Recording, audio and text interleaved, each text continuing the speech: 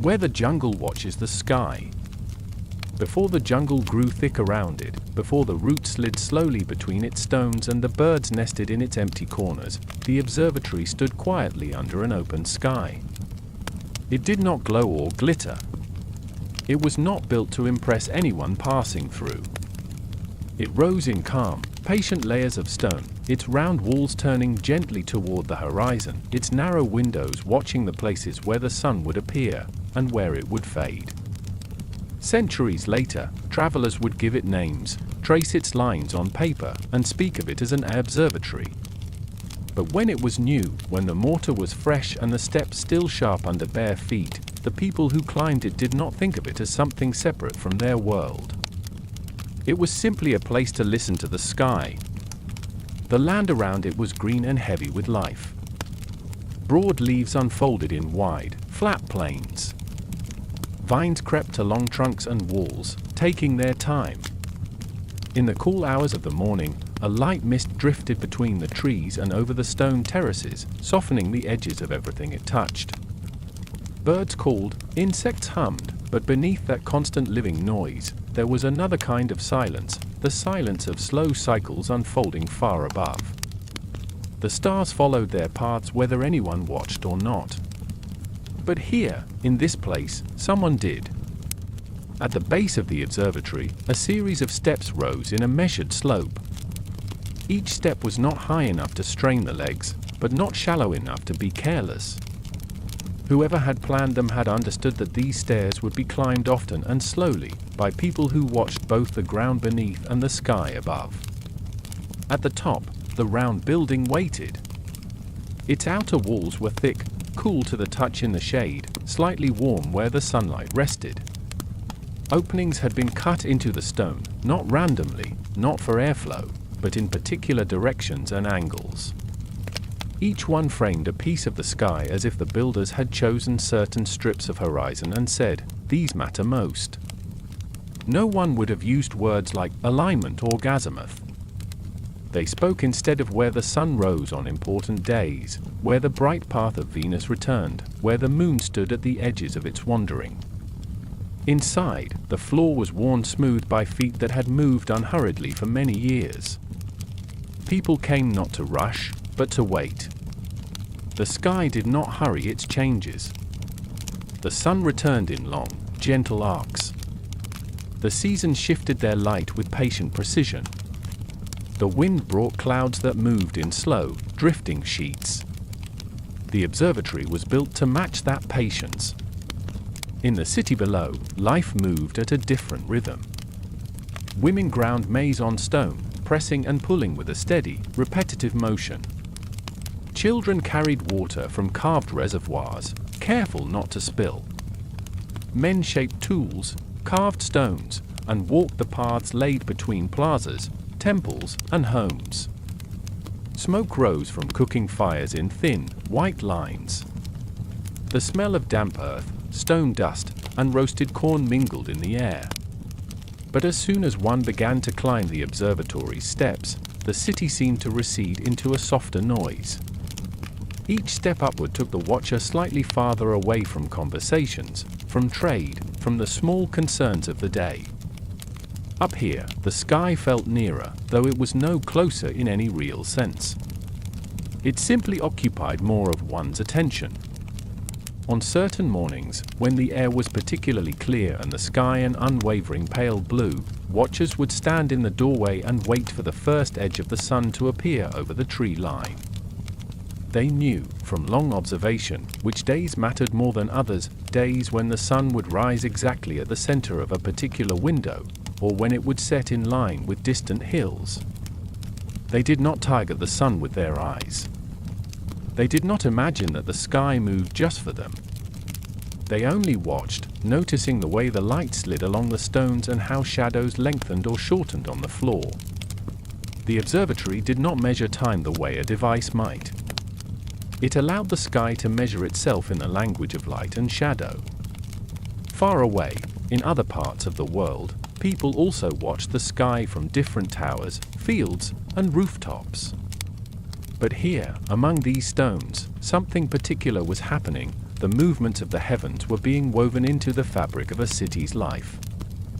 Planting, harvesting, ceremonies, journeys, each one quietly tied to the positions of celestial lights. The building itself said nothing.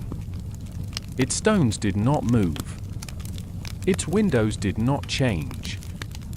Yet by standing there, it became part of a conversation that lasted centuries.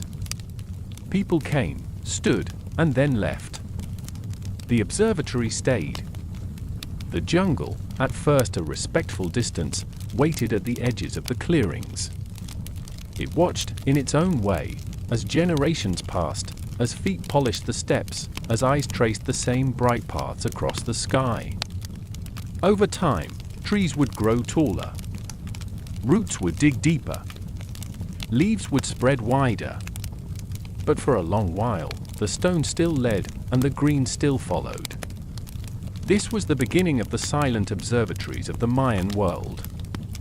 Not a sudden invention, not a single decision, but a slow, careful rising of stone toward the sky, and an equally slow rising of attention toward cycles that did not break. No one called it astronomy. They simply called it watching. And they did it in a place built precisely for that purpose, though the jungle had not yet wrapped its quiet arms around it.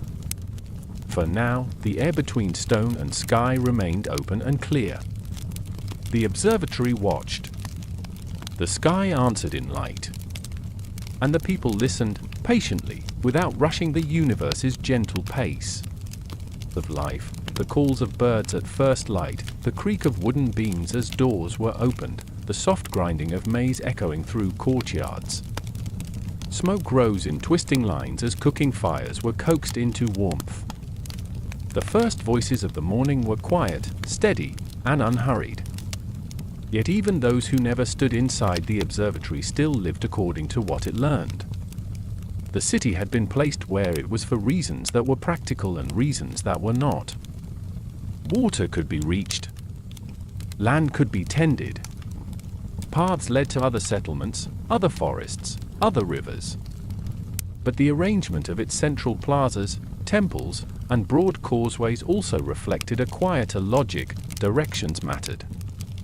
Sunrise and sunset had meaning. North and south were more than just convenient labels.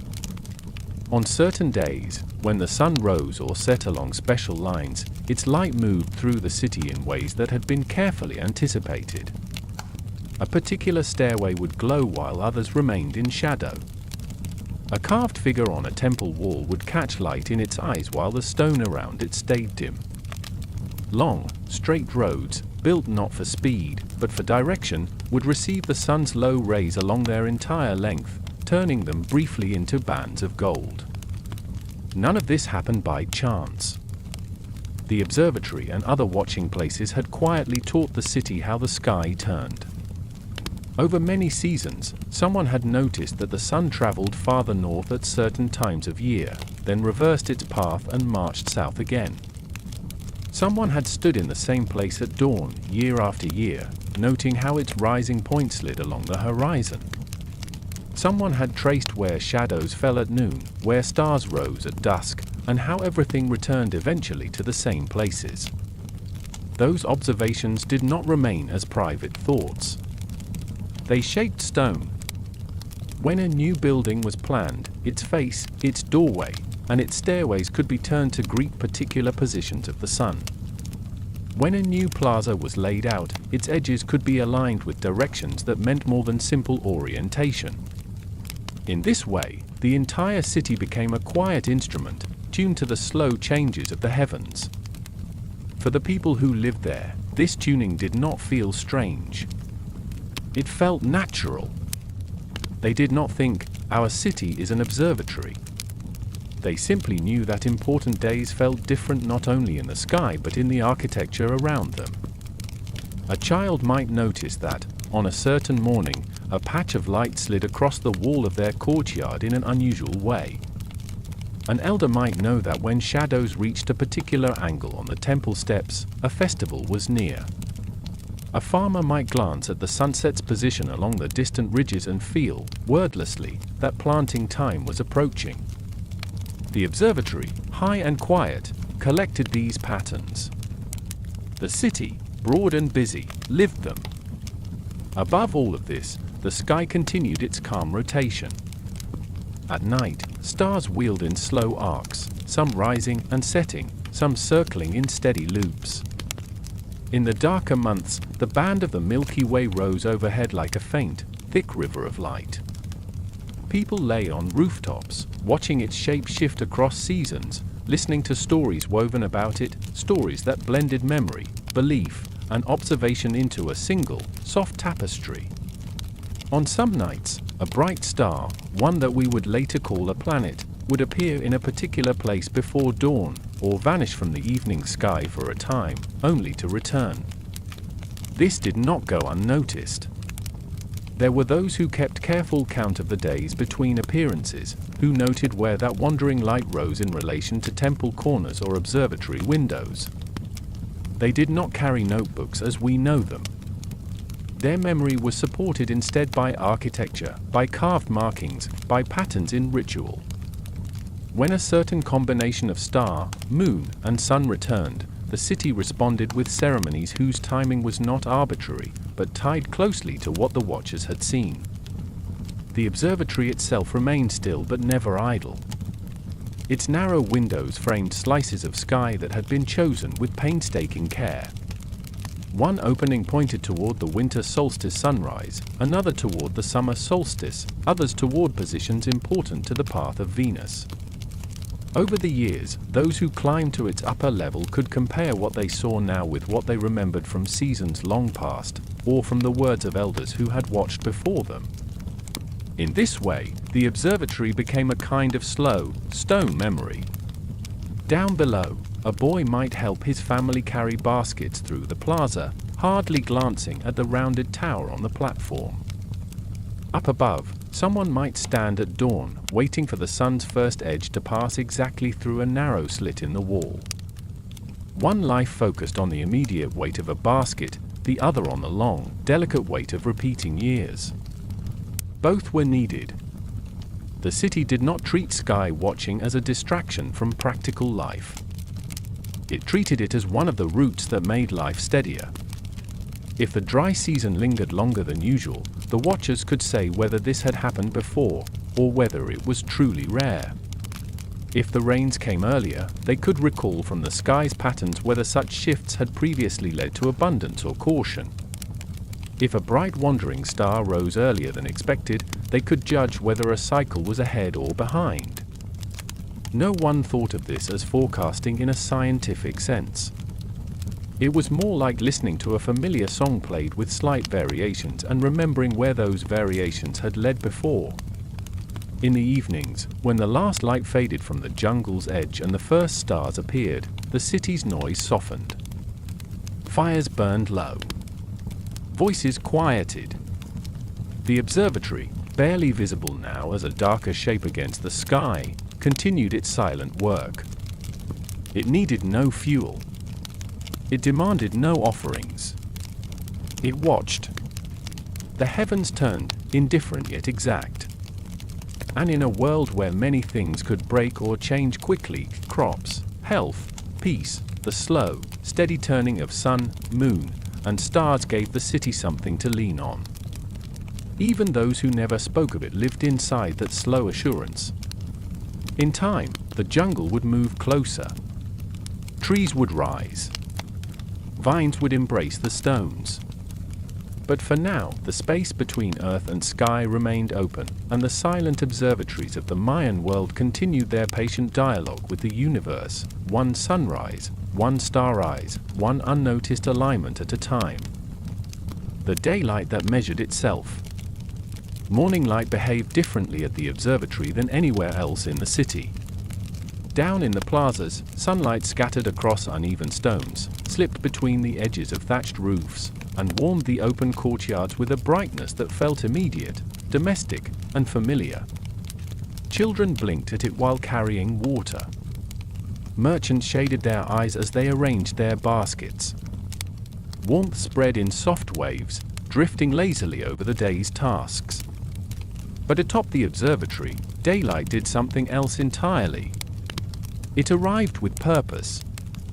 The round tower, standing slightly apart from the city's bustle, caught the sunrise in structured, deliberate ways.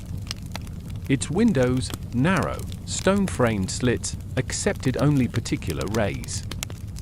Each opening admitted a carefully chosen slice of dawn, like a soft blade of illumination that slid across the dark interior in slow, silent motion. Light here did not simply fall. It aligned. Inside the observatory's chamber, the first light of morning would appear as a narrow, pale line on the floor. The beam would lengthen, brighten, shift, and eventually spill into the rest of the space, but during those earliest moments, its shape revealed more than brightness, it revealed time itself. Certain days, the beam touched a carved mark on the inner wall. Other days, it missed that mark entirely. On a handful of mornings each year, it passed perfectly through a window and landed on a small stone block placed precisely for that purpose. When that happened, those inside did not gasp or celebrate. They simply nodded, quietly, recognizing a cycle returning exactly as expected. No one wrote these events on parchment. No one scratched the dates into stone. Memory itself had become a measuring tool. Still, not everyone in the city understood these quiet alignments. Children sometimes asked why the tower had so many narrow openings instead of wide ones. Elders explained in gentle words that the windows were built for the sun, not for the people. For the sun needed only small doorways. The watchers, those who made the climb regularly, were not a separate class. They were farmers, builders, traders, artisans. Their roles in the observatory were not hereditary or restricted. They were simply the ones who listened most closely to the sky. They climbed the steps not for ceremony, but for consistency. Every day held meaning, but some days held shape. One watcher, a quiet man with patient eyes, often sat in the tower well before sunrise. He would sit motionless as the darkness shifted from deep blue to soft gray. Then, when the first faint rim of sunlight appeared, he observed how its angle differed from yesterday's. He rarely spoke, but once, when a younger companion asked why he watched so intently, he replied only, "The sun tells the same story every year. I only wait to see where I am in the story." To him, daylight was not simply light. It was a return, a reassurance, a slow reminder that even when the world changed, storms, sickness, drought, the heavens kept their measured rhythm. On certain mornings, mist clung to the jungle, veiling the horizon. The watchers accepted these days with the same calmness. If the sun could not be seen directly, its light still seeped through in softened patterns. Even a diffused dawn left small hints on stone surfaces, weaker, wider, but still informative in its own subtle way. The tower did not need perfection. It only needed patience. One of the oldest watchers, whose hair had grown silver under many seasons, often said, "When you look every day, nothing is ever truly hidden." And so, the observatory became a compendium of slow truths. Light at midday held lessons, too. As the sun climbed to its highest point, the shadows under the tower shortened until they nearly disappeared. That nearly, never quite fully, told the watchers how far they stood from the equator, how close they were to particular turning points of the year. The angle of the sun revealed something silent but dependable about their place on Earth. They understood none of this in geometric terms. No diagrams, no formulas, no mathematical language existed for these angles. Yet they understood effectively. Shadows that nearly vanished meant the sun had reached a specific part of its annual journey. Shadows that grew long on either side meant something else entirely. People planting crops learned to trust these patterns. They did not speak of seasons as fixed dates, they spoke of how the sun stood at noon. Evening offered another kind of measurement. At sunset, the watchers noticed where the sun fell along the horizon. Some evenings it slipped behind a distant ridge. Other evenings it sank between two trees that stood like quiet gateposts. These sunset positions slid slowly over weeks, creating an invisible corridor along the skyline. Someone long ago had chosen the observatory's orientation so that a particular window faced that evening corridor. At certain points in the year, the light of the setting sun pierced directly through this window and illuminated the tower's interior in a soft, golden wash. Those evenings felt sacred, though no rituals were required to mark them. People simply watched. Down in the city, life continued as always. Dogs barked faintly in the distance. Mortars knocked against stone as maize was prepared for the night's meal. Families gathered, smoke drifted upward, and conversations carried on. Yet the watchers inside the observatory stood still, letting the last sunlight pass over their faces as though they were acknowledging an old friend returning by a familiar path. Not every alignment was dramatic. Most were subtle. But subtlety was the very language of the tower. The light, the shadows, the narrow angles, they all whispered the same message. You are part of a cycle. And the cycle is returning. It was not astronomy in the modern sense. It was not superstition. It was awareness stretched across generations. And as daylight measured itself against stone, the people of the city learned to measure their lives gently against the heavens, never hurrying, never forcing, simply following the quiet rhythms that had shaped their world long before they built anything of stone. Whenever one of these wandering stars disappeared from the evening sky, watchers paid attention. They watched the horizon for its return. They counted the days between vanishings and reappearances. This counting, done quietly and without written numbers, formed patterns remembered not by individuals but by communities. Every generation contributed a few observations. Every generation inherited many more. The observatory's tower was not only for daytime alignment. At night, its openings framed particular stars and constellations. Through one narrow slit, the watchers could see a bright star rise at the edge of a distant hill. Through another window, they could follow a faint cluster as it passed overhead. Each alignment was simple, yet meaningful. The tower, in this way, was a companion to the heavens. Over time, the watchers understood that the night sky moved with a rhythm even slower than the sun's. Some constellations drifted slightly within a lifetime, others barely at all. The watchers did not understand precession or stellar motion in the scientific sense, but they noticed the sky's long patience, a patience deeper than that of seasons, deeper than even the cycles of bright wandering stars. One elder watcher often said to the younger ones, "The stars do not change quickly. That is how they teach us to think slowly." And so they did. Night after night, watchers came to the tower not only to observe but to quiet their minds. The night sky offered no urgency. It made no demands. It allowed them to settle into a rhythm that matched the slow turning of the world. Some came to solve practical questions. When should we plant? When will the rains come? How far along is the year? Others came simply to feel small and steady beneath the same lights their ancestors had watched. Children sometimes climbed the steps to look at the evening sky. They would sit cross-legged, staring at the stars until their eyes grew heavy and their heads tilted. Their parents would carry them down, half asleep, the stars above still shimmering with a cold, quiet fire. The observatory itself seemed to hold its own breath at night. Its stones cooled quickly, releasing the heat stored from the day. The round walls felt smooth under fingertips. The faint breeze slipped through the narrow windows, stirring the air with a gentle whisper.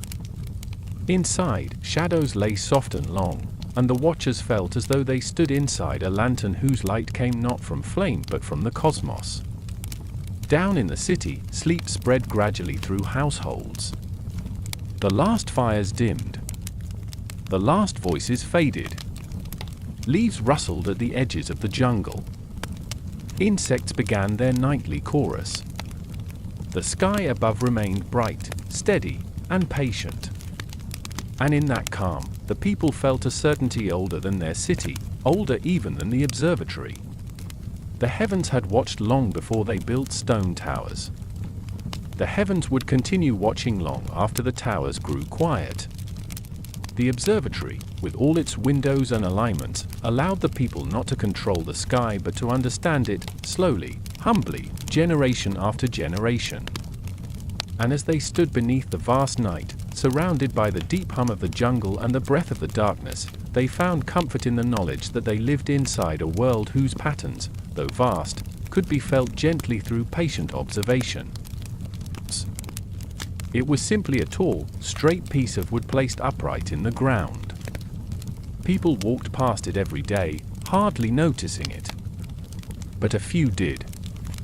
A few watched how the shadow of that post stretched across the plaza in early winter, pointing toward the northeast, and how it slowly changed direction as days lengthened. They noticed that when the shadow grew shortest at midday, the world was turning toward the season of rains. And when the midday shadow lengthened again, the harvest season crept closer. These watchers understood nothing of angles or solar declination. What they understood was far simpler and far more profound. When a shadow shortened or lengthened, it carried the memory of countless days before it. They understood, too, that the point where the shadow ended was not just a place, it was a moment, a small punctuation mark in the long, unbroken sentence of the sun's journey. In time, the simple post became a ritual site, though the ritual was not dramatic. There were no fires, no drums. Only people watching the midday shadow fall across the plaza's stones, noting how it matched or differed from the shadow of years past. A young boy, carrying a basket one afternoon, paused as he noticed the shadow stretching beside him. He dragged his foot lightly across the stone to mark where it ended. His grandmother smiled gently and said, "Your father made a mark there when he was your age." The boy looked up at her, puzzled, not understanding that in making a new mark, he had added himself to a lineage of patient observers. The city did not think of these marks as measurements. They thought of them as memories, reminders of how the world passed through its seasons at a pace too slow for any single lifetime to fully grasp. When the observatory was eventually built, shadows followed it too. The round tower cast a circular shadow at midday during some months, an elongated oval during others. The watchers could tell which season had arrived simply by noting the shadow that the tower drew upon its own platform. On certain days, the sun slipped exactly through one of the higher windows, casting a beam that met the tower's shadow in a way no one could mistake. That alignment, soft and silent, felt like the sky acknowledging the work of human hands. One watcher, a woman known for her patience, once said to a group of younger observers, "The sun teaches twice, once with light, and once with shadow." They took these words quietly, letting them settle. Light revealed the sky's intentions. Shadow revealed its consequences on Earth. Some watchers preferred the morning, when shadows were long and expressive. Others preferred midday, when shadows shrank and gathered around the base of the observatory, almost disappearing. Still others preferred late afternoon, when shadows climbed the stones like slow, dark rivers. A few among them learned to read these shadows with remarkable intuition. They could glance at the length of a shadow and tell how far the year had progressed. They could feel the shift of seasons in the depth of the shade. Yet none of them spoke of mathematics. None of them thought in numbers. They thought in patterns. A shadow that barely reached the edge of the plaza meant the rains were near. A shadow that swept beyond the plaza stones meant the season was turning back. The jungle also played its part. Trees cast shadows that danced and trembled with every breeze, their edges soft and uncertain. Watching the shadows of trees taught the observers a different lesson. Not everything that moved with the sun was predictable. Leaves fluttered. Branches swayed. Patterns broke. But the shadow of the observatory did not break. It held its form and changed only with the skies. Because of this, the tower became the most trusted of all markers, a stone companion that echoed the heavens without distortion. At dusk, as the last shadows lengthened and merged into darkness, the city fell quiet.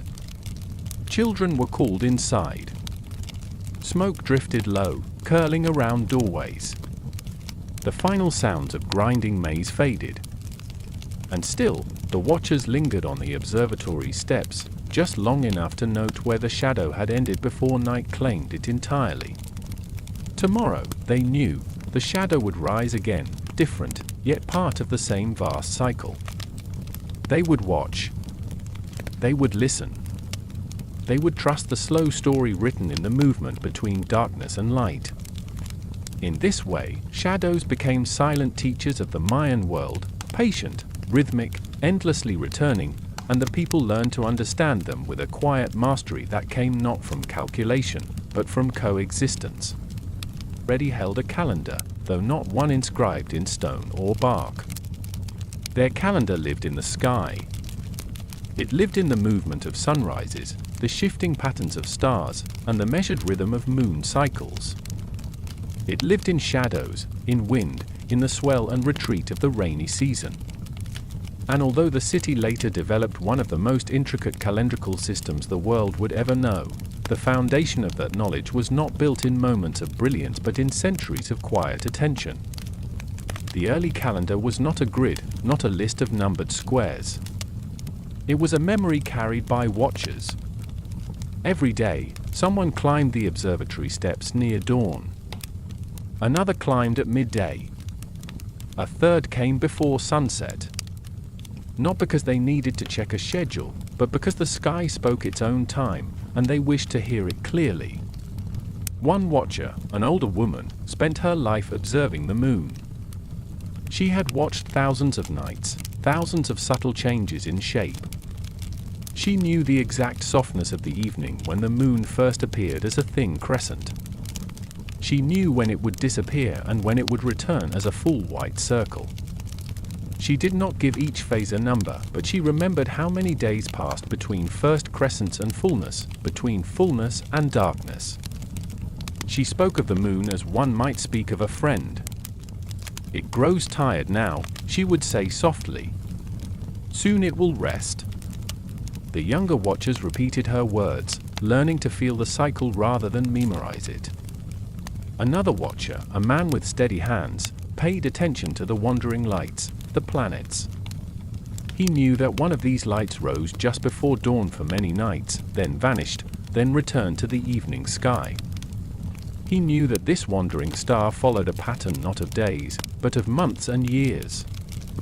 He tracked it not with drawings or star charts but with mental landmarks, where it rose in relation to a temple roof, where it set behind distant hills. These observations belonged to no single person. They lived in the community. People drew upon them when deciding when to plant maize, when to prepare for festivals, when to expect the rains. Children grew up with these cycles woven into daily life, learning them in the same unconscious way one learns the rhythm of breath. When the city eventually carved the famous long count inscriptions that scholars admire centuries later, those stone carvings were not inventions. They were formal reflections of a knowledge already deeply lived. The silent calendar had become visible. Still, most people did not think in terms of cycles as a system. They simply felt them. The world around them nudged them gently in the right direction. Leaves unfurled in certain ways. The wind shifted tone. Certain insects hummed louder or softer depending on the time of year. And always, the sky above provided the slow, anchoring rhythm that tied these earthly signs together. Ritual specialists visited the observatory on days of significance, equinoctial mornings when sunlight pierced a doorway in just the right way, or solstice evenings when shadows reached their farthest point. They did not rush. They climbed the steps in silence, placing their hands on the old stones, grounding themselves in the calm of the place. From the tower, the landscape stretched in every direction. Hills rose gently beyond the trees. Rivers glimmered faintly. Paths etched themselves through the greenery like quiet veins. The people knew where the sun would rise along that landscape on any given day of the year. They also knew where it would come to rest. On the longest day of the year, the sun lingered high in the sky. On the shortest day, the shadows grew long and deep. These anchor points shaped their understanding of the seasons, not as divided boxes, but as a continuous flow. One evening, during a time when the rains were approaching, the watchers gathered in the tower to witness the last sunset before an expected shift in weather. As the sun dipped toward the horizon, its light passed through a high window and cast a narrow beam across the interior wall.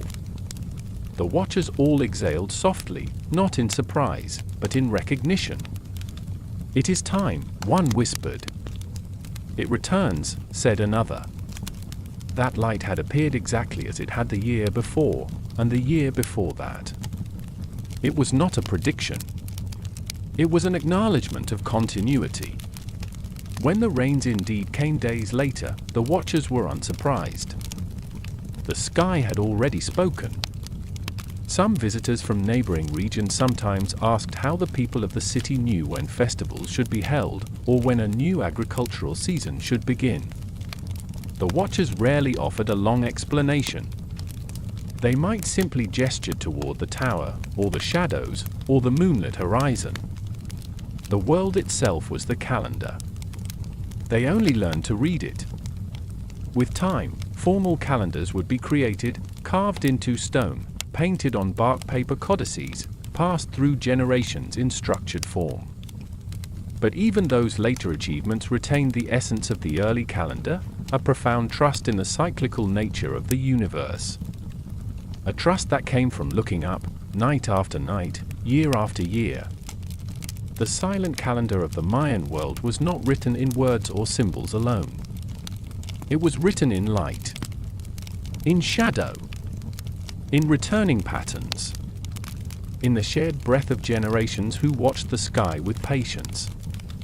And in the observatory, where the windows aligned precisely with celestial events, that silent calendar lived in stone, enduring, steady, and always ready to speak again to the next watcher willing to listen. Without measuring, the observatory, in all its calmness and precision, often appeared to visitors as the work of master engineers, people who must have spoken in exact numbers, drawn diagrams, or used tools we would now call instruments. But in truth, the earliest builders were none of those things. They were artisans. They were patient hands.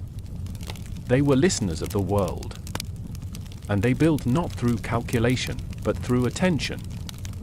Long before the first stone of the circular tower was set in place, the builders walked the land slowly, sometimes for entire seasons, watching the rising and setting of the sun from different points along the ridge. They did not carry compasses or charts. They carried memory. They carried the warmth of repeated observations.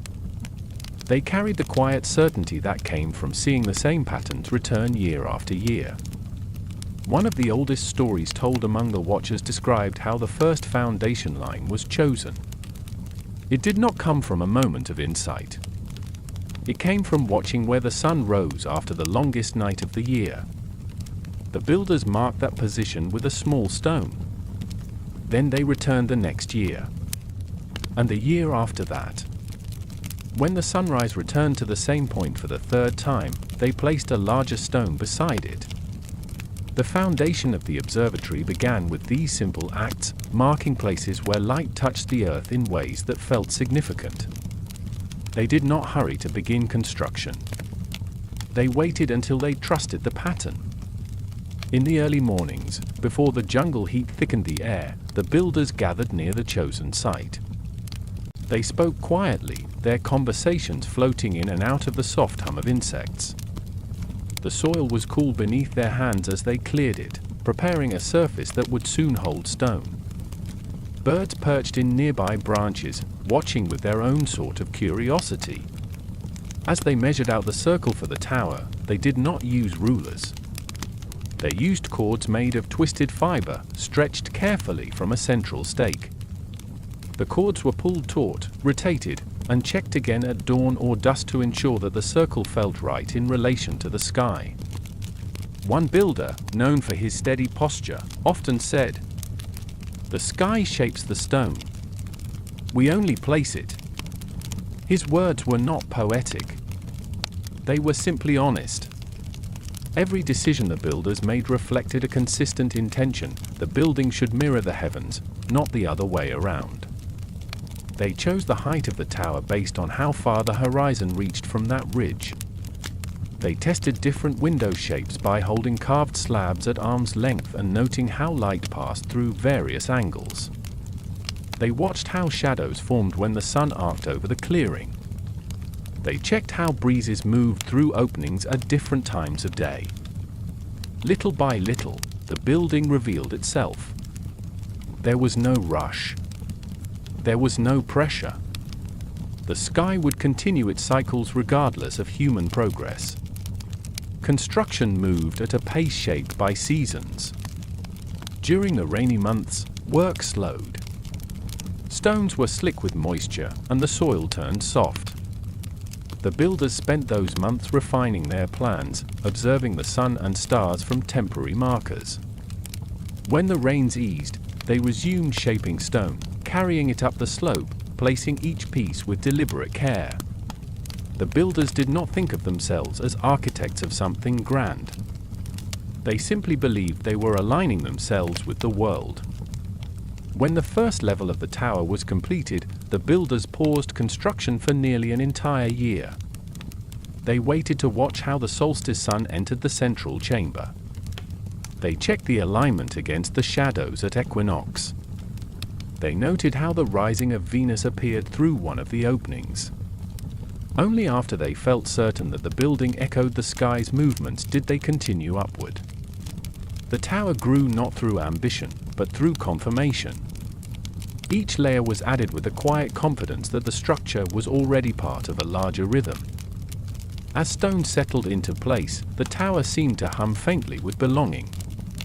Birds rested on its edges. Leaves collected on its steps. The jungle watched from the margins, patient and observant. When the observatory was finally complete, standing rounded and smooth against the horizon, the builders did not hold a ceremony.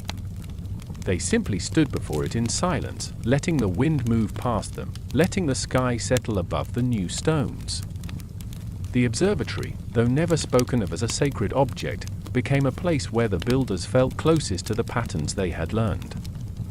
It was an acknowledgement that humans did not need numbers or tools to understand the world deeply. They needed only patience, repetition, and a willingness to let nature reveal itself slowly. The tower did not dominate the landscape. It accompanied it. Built by hands that measured without measuring, it became one of the quietest triumphs of human observation, a place where stone learned to listen to the sky. The platforms that heard the horizon. The tower was not the only place where the sky was observed. Scattered across the city, often overlooked by outsiders, stood a series of long, low platforms, simple constructions of stone that rose only a few steps above the surrounding ground. They were not temples. They were not ceremonial stages. They did not bear carvings of gods or rulers. They were listening places. Unlike the tower, which looked upward, the platforms looked outward. They watched the horizon. In the mornings, when the first hints of amber touched the treetops, watchers would climb these platforms and stand still, facing the distant hills. The world was quiet then. Even the jungle seemed to hold its breath in the cool moments before sunrise. The air carried the scent of damp soil and faint smoke from the night's fires. From these platforms, watchers could see the exact point where the sun's edge would appear. One platform aligned with the winter solstice sunrise. Another aligned with the summer solstice. Others tracked important positions of Venus or the Moon. None of these platforms were tall. Their power came from their direction. A traveler once asked a watcher why the platforms were built so low. The watcher smiled slightly and replied, "You do not need to stand high to see far. You only need to stand in the right place." This gentle philosophy shaped the entire city. Where other civilizations built massive pillars or towering monuments to study the heavens, the people here understood that knowledge came not from height, but from alignment. The platforms had been placed with extraordinary sensitivity. Before laying their stones, builders spent seasons observing how the horizon shifted with different times of year. They noticed how hills dipped and rose, creating natural points where the sun or stars aligned. These dips, rises, and ridges became landmarks in their celestial memory. For example, one distant ridge formed a subtle notch. On only 2 mornings each year, the sun rose into that notch perfectly. On those mornings, the platform aligned with that notch became a gathering place. Watchers stood quietly, waiting for the moment when the first beam of sunlight appeared, nestling into the notch as though the horizon itself had opened briefly to receive the sun. No words were exchanged. No rituals were needed. The alignment itself was the message. On evenings near equinox, another platform faced west toward a cluster of hills that caught the sun in a soft cradle. As the sun dipped into that cradle, its light spread across the platform in a long band of gold. Watchers knew from this alignment that the year had reached its balancing point. The moon had its own platforms. Some rose slightly higher to accommodate the moon's more unpredictable path across the horizon. Watchers learned to predict the moon's extremes, when it would rise far to the north or far to the south. These moments, called lunar standstills in modern terms, were understood not as mathematical events but as the moon's deep breaths, taken only rarely. The platforms captured these breaths. At night, the platforms offered a calm space to watch the stars drift above the dark line of the jungle. The Milky Way rose like a faint ribbon. Planets shone with steady light. Certain stars emerged from behind the hills at consistent times each year. Watchers memorized these appearances, using them as seasonal guides. The horizon itself became a calendar, wide, slow, dependable. The platforms amplified that calendar by giving the watchers a stable vantage point. Children sometimes played on the platforms during the day, unaware of their deeper purpose. They chased each other along the edges, their laughter echoing across the plaza. But at dawn or dusk, when the watchers stood upon them, the children instinctively grew quiet. Something about the mood of the platforms commanded stillness, not through authority, but through presence. The city needed both the tower and the platforms. The tower revealed the sky's high pathways. The platforms revealed the sky's low edge where earth and heaven met. Together, they formed a network of quiet observatories, none grand, none lavish, but all deeply attuned to the natural rhythms of the world. On a still evening, when the sun slid gently behind the hills, the platforms glowed faintly in the fading light. The watchers remained motionless until the last sliver of the sun vanished. Only then did they step down, returning slowly to the quiet streets of the city, confident that the horizon had spoken clearly. The next day, they would return. The year would continue unfolding. And the platforms would continue listening to the sky. The night walkers of the far villages. Long before the city became known for its observatory, before its reputation for carefully tuned buildings and precisely placed platforms spread through the surrounding forests, distant villagers had already formed their own quiet relationships with the sky. These villages were not large. Each consisted of a handful of thatched homes clustered beneath the sheltering branches of enormous saber trees. Smoke from small hearths rose through gaps in the leaves. Dogs slept under raised floors. Children played with rounded stones and woven toys.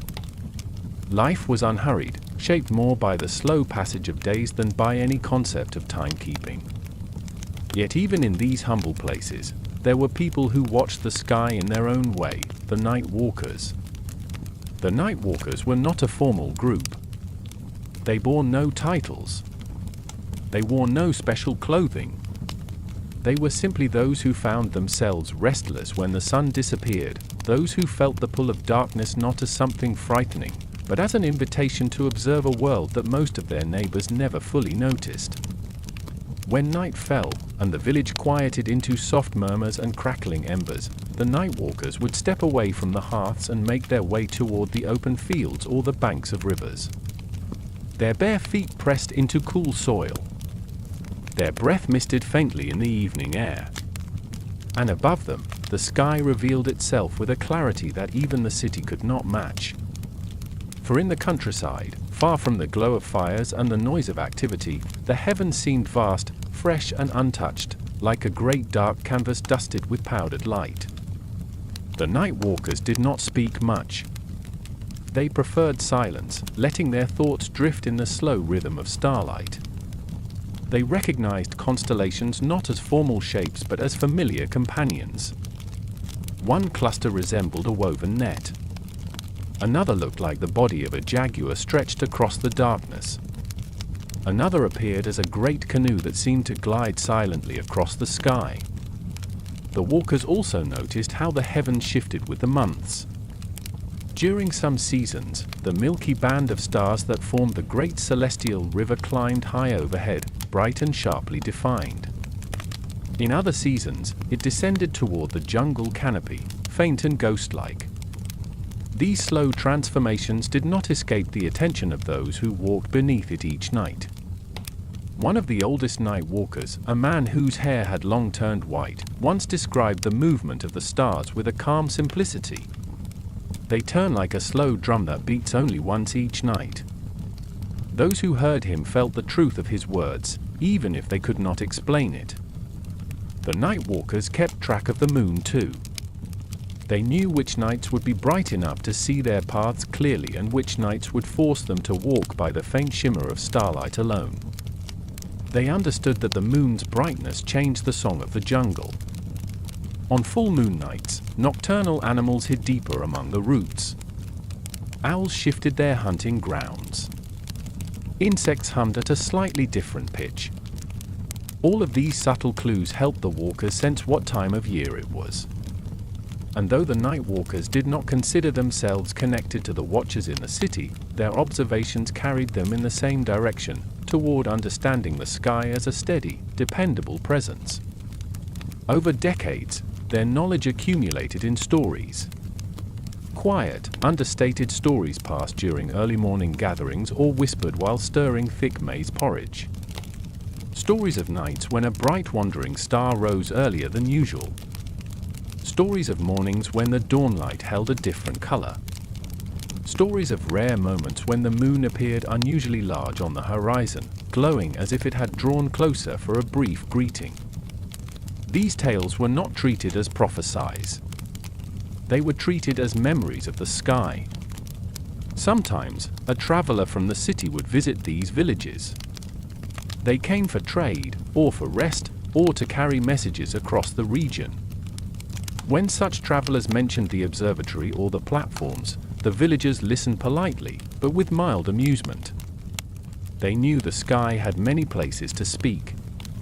Not only stone towers, not only carved monuments, also fields, rivers, and the quiet company of night. And yet, despite the villagers' simplicity, their knowledge occasionally surprised the travelers. A night walker might casually remark, "The rains will come earlier this year," or "The moon will rise far to the north next month," or "Venus is about to disappear from the evening sky." These statements would be delivered without urgency, as though they were simply observations one might make about the weather or the growth of plants. When asked how they knew such things, the night walkers would shrug gently. "We walk," they would say. "We watch."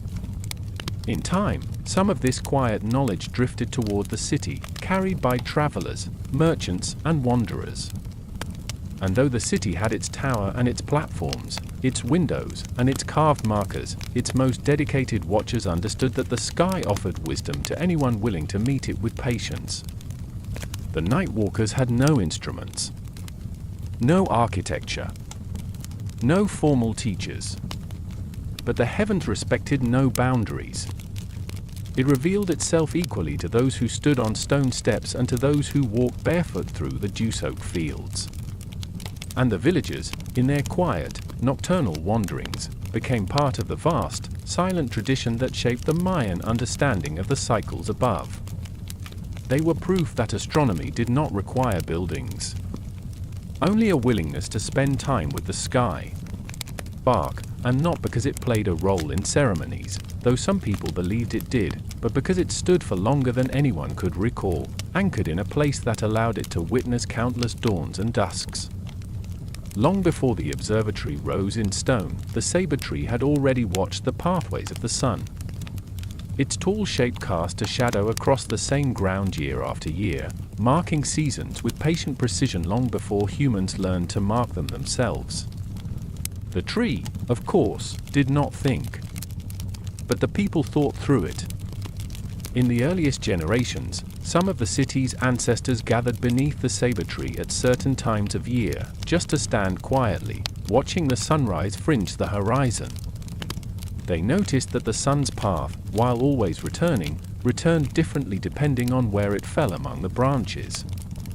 During late dry season, the sun appeared just to the left of the tree's central fork. As rainy season approached, the sun slid slowly toward the right. The changes were subtle, mere inches along the horizon, but to those who paid attention, these inches were everything. They meant that warmth was returning, or that rains would soon fall, or that nights would grow longer, or that the year itself was tilting toward one of its turning points. The saber tree became a natural horizon marker before the platforms existed. Children played at its base, unaware that generations had once stood where they stood, looking past its branches at dawn, waiting to see where the sun would rise. They climbed its roots. They hid between its buttresses. They pressed their palms against its warm trunks. But occasionally, as they played, they noticed adults standing still in the distance, facing the horizon, waiting. They did not understand. Not yet. But they felt the stillness of those moments. One elderly watcher, who had known the tree since childhood, often came to sit against its roots during the early morning. Her hair shimmered white in the faint light. She kept her hands folded on her lap. She did not look at the children, though she heard them. She looked only at the way sunlight threaded itself between the branches. Once, a curious child approached her and asked, "Why do you look at the tree when the sun is rising?" The woman smiled softly and replied, "I do not watch the tree. The tree watches for me." Her answer puzzled the child, but it delighted the other watchers who overheard. They understood the deeper meaning. The tree provided a stable frame, a fixed reference against which the movements of the heavens could be understood. It was, in a sense, a living observatory. The saber tree also marked time in another way, through the position of stars. On certain nights, watchers noticed that a bright constellation rose directly above its highest branch. On other nights, the same constellation appeared slightly to the side. These shifts reflected the slow turning of the night sky across the year. The tree never moved. Only the stars did. And because the tree remained constant, decade after decade, it provided a dependable anchor for celestial memory. Some believed that the tree was sacred because it connected the heavens, the earth, and the underworld, a common belief about saber trees across many regions. But even those who did not share this belief recognized the tree's quiet importance. During important nights, when Venus first returned to the morning sky, or when the moon reached one of its distant extremes, some watchers gathered beneath the saber tree instead of climbing the observatory. They stood in silence, letting its branches frame the event. The tree, silhouetted against the sky, became a guide not through markings, but through presence. As the city grew, newer structures rose around it. Paths were paved. Plazas were widened. Houses expanded. But the saber tree stood unchanged. People built their lives around its shade, treating it with a reverence that did not need to be spoken. In later years, the saber became a meeting place for those who wished to remember the old ways of observing, watchers who felt that while the observatory was precise and admirable, the tree belonged to a time when learning from the sky was something done barefoot, with soil beneath one's feet and breeze moving through one's hair. Both ways were important. Both ways were true. When the city's calendar became more complex, when rituals grew elaborate and the role of watchers became more specialized, the saber tree remained simple. It continued to stand, to witness, to cast its shadows, to accompany sunrises and moonrises with unwavering patience. It did not need to be carved. It did not need to be praised. It only needed to stand in its place and let the sky move around it. And for the people of the city, that was enough. A reminder that before stone measured the heavens, a tree had done so, quietly, gently, naturally.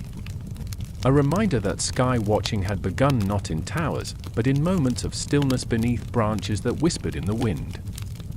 A reminder that knowledge, in its first form, was not written. It was observed. And so the saber tree, vast and ancient, continued to remember the stars long after many human memories faded, its presence woven into the early history of the silent observatories of the Mayan world. The processions that followed the sky.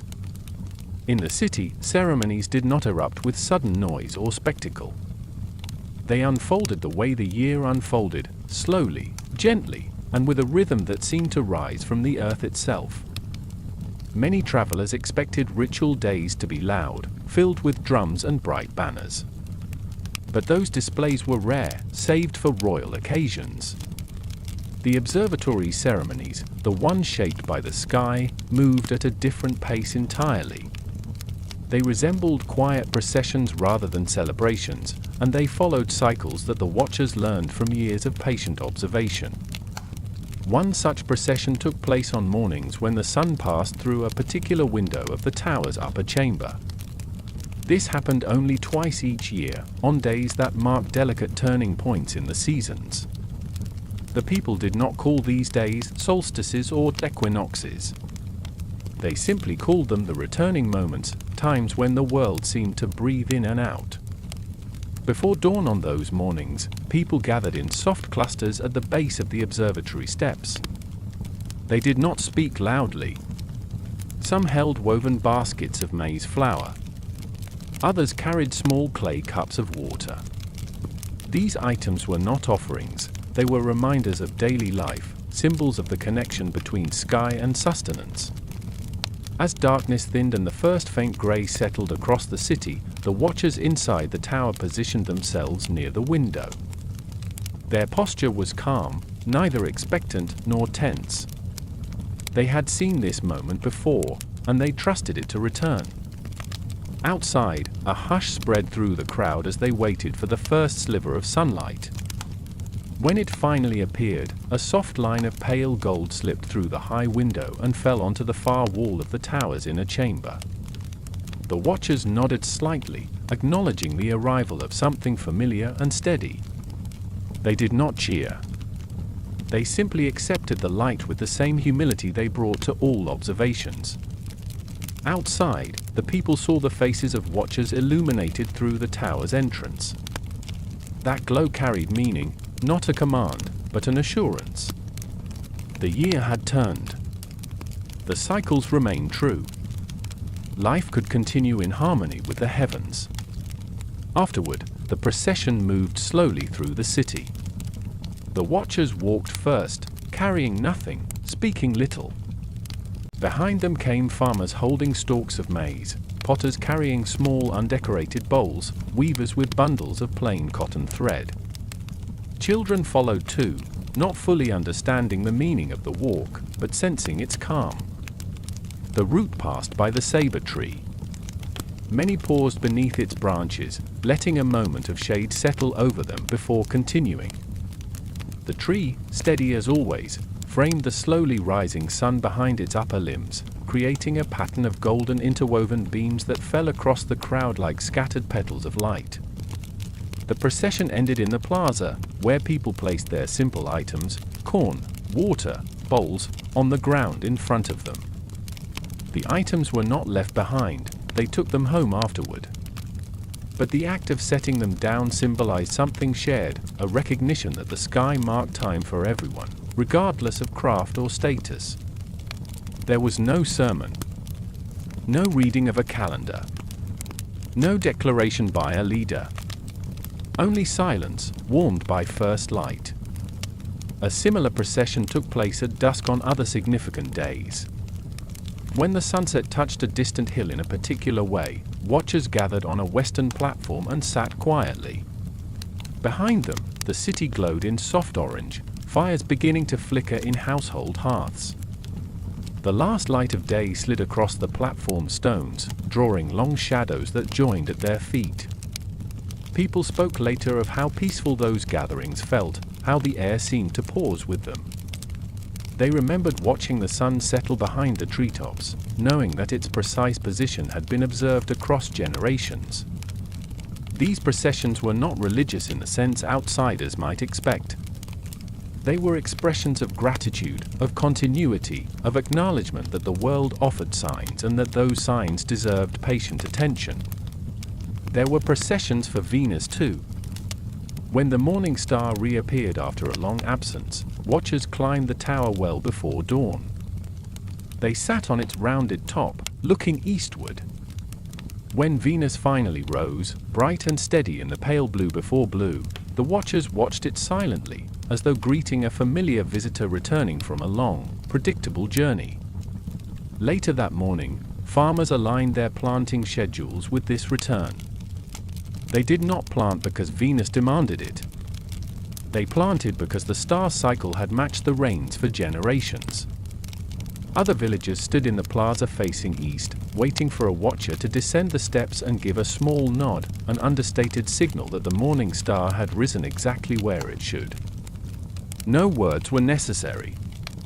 Silence, once again, carried the meaning. In the evenings, when the moon reached the farthest point of its wandering, the watchers led a slow procession to the riverbank. The moon's reflection on the water shimmered in long, trembling strokes. People stood near the water's edge, listening to the distant calls of night birds. They held small stones in their hands, smooth river stones that represented permanence, and let the moon's light wash over them. Again, there were no loud declarations. Only a calm collective breath. To an outsider, these processions might seem too quiet, too simple, too gentle to matter. But for the people of the city, they were reassurance woven into movement. They were the living expression of the sky's guidance. They were a way of acknowledging that the heavens taught not through noise but through returning patterns. And as these processions continued year after year, decade after decade, they became part of the city's heartbeat, steady, calm, deeply connected to the observatory and the people who watched the sky with unbroken patience. Did not only its brightness but also its long, looping path across seasons. These glyphs were not diagrams. They were conversations. The scribes learned early that nothing in the sky changed quickly. And so, their writing matured under the same slow instruction. They wrote as the sky moved, unhurriedly. One scribe, known for her steady hand and contemplative nature, kept a small stone with her as she wrote. It was a smooth, flat stone about the size of a palm. She would tap it lightly with her finger after completing each glyph, as though acknowledging the completion of a thought. When asked why she did this, she replied, "The stone helps me remember that the sky is older than the ink." Her colleagues understood. Scribes lived in the shadow of vast cycles.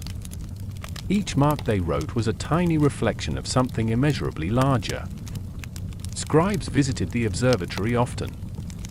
They sat quietly along the edges of the chamber while the watchers observed the sun's alignment. They took no written notes during these events. Instead, they watched with their eyes, storing the memory inside themselves until they returned to their workspaces. They believed that writing too quickly could distort meaning, as though ink had to wait for understanding to ripen fully. Sometimes, scribes carved glyphs into stone rather than painting them on bark. Stone carving required even greater patience. A single inscription might take weeks to complete. Deep grooves, shallow curves, repeating patterns, all had to reflect cycles accurately. One such stone showed the return of a specific position of Venus. It did not depict a date in numbers. Instead, it depicted the position of the star relative to the horizon, the shape of the moon beside it, and the time of year suggested by certain nearby plants. It was a record of relationships, not a record of quantities. When this stone was finished, the scribes placed it near the base of the observatory. Visitors sometimes ran their fingers across the grooves, feeling the coolness of the carved lines. Few could interpret it fully, but all understood that it held knowledge. Knowledge that had been translated from sky to stone with immense care. The scribes held another important role as well. They were the bridge between written cycles and lived cycles. When watchers confirmed the return of an important alignment, scribes incorporated that return into the city's ceremonial calendar. Not by announcing a date, but by painting glyph sequences that priests and leaders could interpret. A sequence might indicate that a particular festival should occur after the moon reached a certain shape, or that planting season should begin when the morning star rose alongside a specific constellation. These sequences were not instructions. They were reflections of celestial timing. The scribes respected the watchers deeply. They knew that without observation, there could be no writing. And the watchers respected the scribes in return, knowing that without writing, observations could not endure across generations. This partnership created a quiet harmony. Watchers followed the sky. Scribes followed the watchers. And the city followed both. The bark paper codices they produced were not meant to be read quickly. They were meant to be read slowly, with pauses between glyphs, allowing the meaning to emerge as gently as dawnlight through a narrow window. Some codices were kept inside stone chambers near the observatory. Others were carried by priests who oversaw rituals, or by leaders who needed to understand the rhythms of seasons.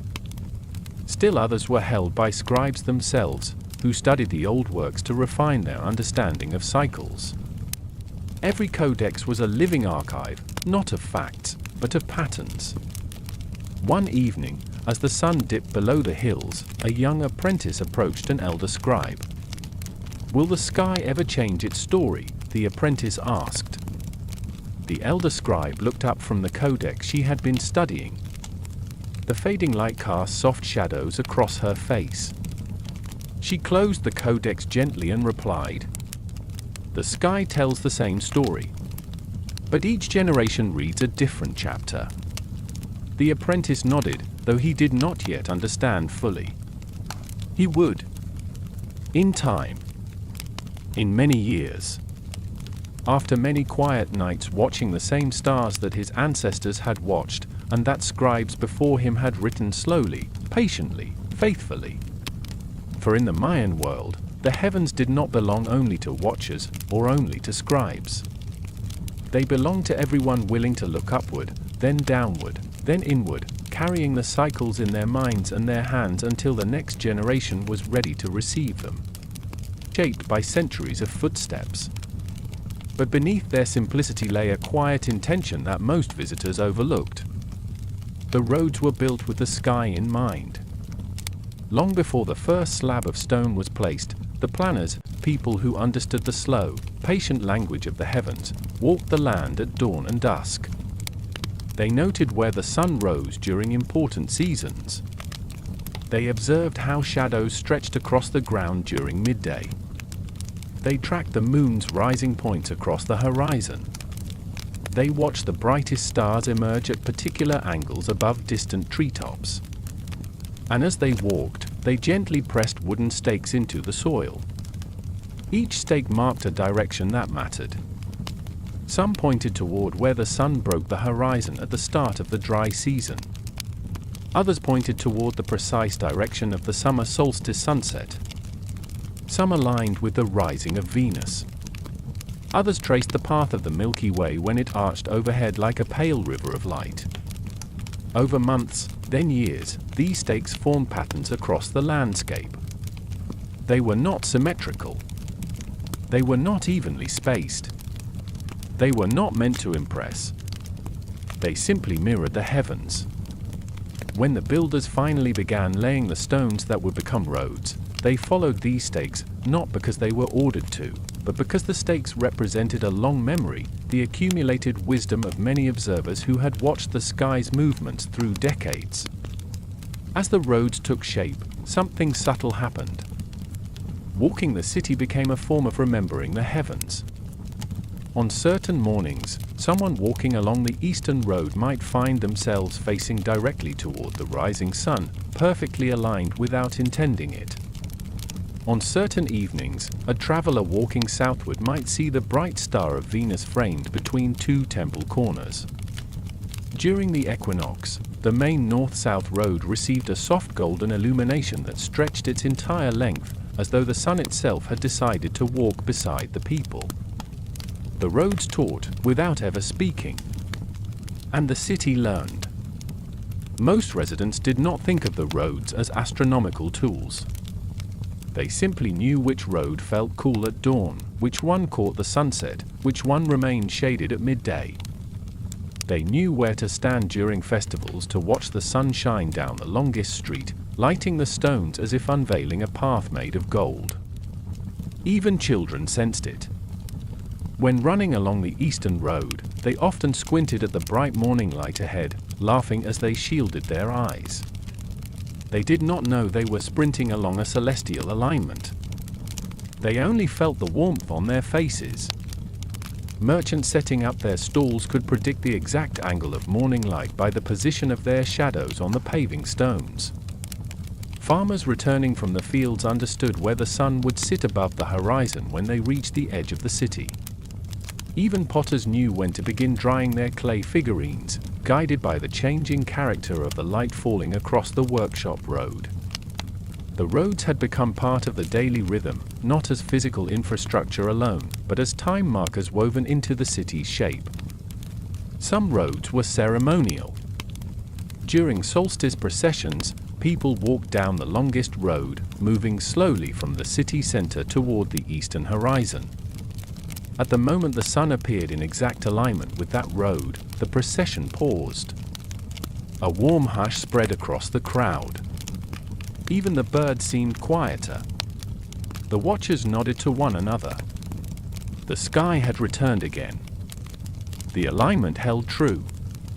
In the cool hours of evening, the western road offered similar experiences. As the sun lowered toward the hills, its last rays settled gently on the road's surface, stretching shadows into long, thin lines. People sat along the edges, watching the changing colors. Children counted how many breaths it took for the sun to slip behind the tree line. In nights when the moon rose perfectly along the northern road, the watchers gathered quietly, standing where the road narrowed into a small plaza. The moonlight spilled down the path in a soft silver ribbon, turning the stones pale and making the air shimmer faintly. They did not need to say anything. The alignment itself was enough. Even the jungle acknowledged the importance of these roads. Trees along the routes grew slightly differently, their branches arching toward or away from the paths depending on how the light reached them during particular months. Birds nested near the open stretches where sunlight lingered longest. Insects adjusted their evening songs based on the clarity of light along the southern road. The roads carried not only people, but patterns. And the patterns carried memory. Long after the builders who set the first stones had passed, the roads maintained their silent dialogue with the sky. Travelers who knew nothing of astronomy noticed the city's calm harmony without understanding its origins. They felt that the city breathed in rhythm with the world. They felt that walking from one end to another brought subtle changes in mood, in temperature, in light. They were right. The city had been shaped not merely by human intention, but by celestial memory, humble, consistent, gently persuasive. All one had to do was walk. Walk with the rising sun. Walk with the setting moon. Walk with the returning Venus. Walk with the long shadows of solstice. The roads aligned with memory, and memory aligned with the sky. And so, for countless generations, the people of the city moved along pathways that connected them to the heavens, not through words or teachings, but through simple, daily footsteps on stone warmed by the quiet fire of the sun. Pine forests. On those mornings, dew collected heavily on the stone steps. The sky tended to be hazy. The shadows were less crisp. During other weeks, a dry northern wind swept through the city at midday, cooling the stones and clearing the horizon. On those afternoons, the sky felt sharper, colors brighter, and long-distance alignments more visible. Still other weeks brought breezes from the west, warm, slow-moving currents that stirred the treetops gently and made the evenings linger with a sense of anticipation. These patterns did not go unnoticed. Before the observatory even existed, before watchers learned to align windows with stars and sunrises, they had already learned to listen to the wind. One elder watcher, remembered for her quiet presence, claimed that the wind carried messages from the sky. Not omens, not prophecies, just gentle hints about how the year was unfolding. She taught her students to stand still on the observatory's platform at different times of the day. "Close your eyes," she would whisper. "Let the wind show you where the sun has been." Her students would stand with their eyes shut, feeling the temperature, direction, and softness of the breeze. They felt how a warm current carried hints of the dry season. They sensed when a moist wind foretold rain. They noticed how the wind changed its tone, slightly higher, slightly lower, as the sun moved across the sky. One student, deeply sensitive to these patterns, eventually became known as the wind listener. He could tell from the morning breeze whether the sunrise would be clear or shrouded in mist. He knew when the air felt heavy with approaching storms. He could walk the length of the main road and predict, based on shifting drafts, whether the evening alignment would be visible on the western horizon. He did not explain his method to others. He simply felt the world differently. Wind also revealed information about the night sky. In certain months, the air grew cool and thin after dusk. The stars appeared sharp and clear. The watchers would climb the observatory steps in confidence, knowing the alignments would be easy to see. In other months, the air thickened, carrying moisture that softened the stars into faint blurs. Watching became more challenging on those nights, requiring patience and the memory of previous seasons. The wind changed how sound traveled as well. On dry, cool nights, the jungle's calls echoed farther. On warm, moist nights, sound felt muted. The scribes, who often painted by lamplight in sheltered courtyards, knew that certain breezes dried ink differently.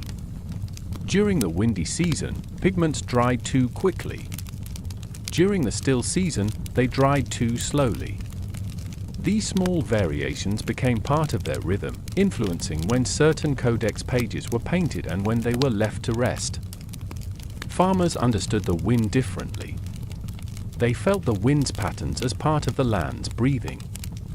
A warm, late-season breeze signaled that crops would mature soon. A sudden cool current warned them of shifting weather. Even potters noticed that wind affected how clay dried, how kilns behaved, and how smoke rose.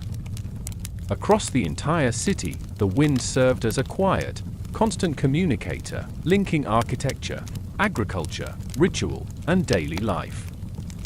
At the observatory itself, wind played another unexpected role. The tower's windows, carved narrow and deep, created soft whistling tones when the breeze entered at a particular angle. Watchers sometimes listened to these tones as they waited for celestial events. The pitch changed subtly with the seasons. A high tone meant the sun would rise slightly to the north. A lower tone meant it was drifting south again. The wind created a song, slow, repeating, and familiar. Some watchers spoke of this song as the breath of the year.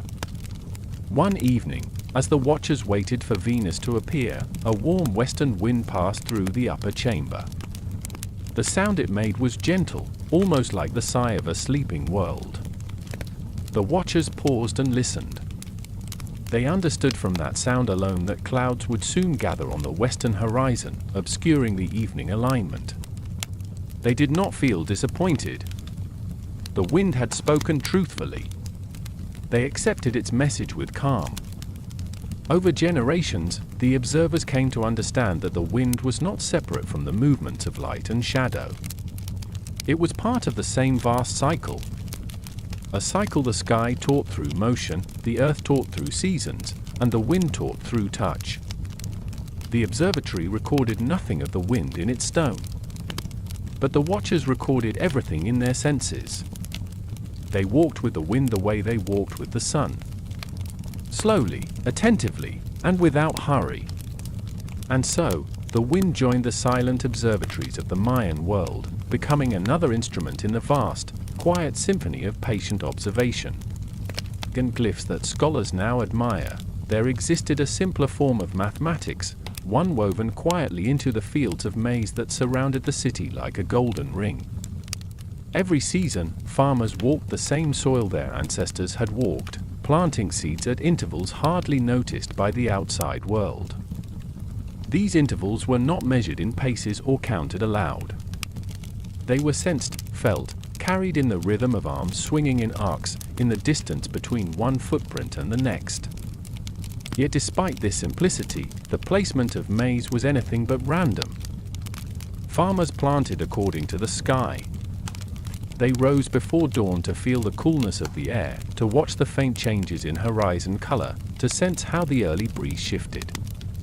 They knew from generations of patient observation which weeks brought the soft rains that nourished new roots. They knew which days brought strong winds that could damage fragile stalks. They knew when the sun climbed high enough to warm the soil deeply, and when shadowed patches signaled that it was too early. Most importantly, they knew that the seasons did not begin on command, nor by date, nor by decree. The seasons began when the sky allowed them to. And so, farming quietly mirrored the observatory.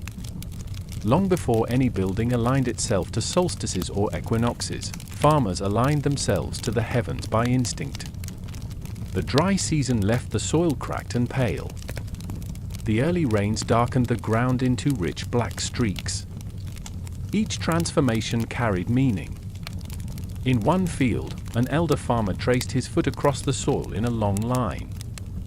A young apprentice watched, puzzled. "What do you measure?" the boy asked. The elder looked upward, not at the ground. "I measure how the sun feels today," he replied gently. The boy still did not understand, but he stood beside the elder, feeling the light on his skin, noticing that the warmth held a different quality than the day before. It was slightly stronger, slightly more direct.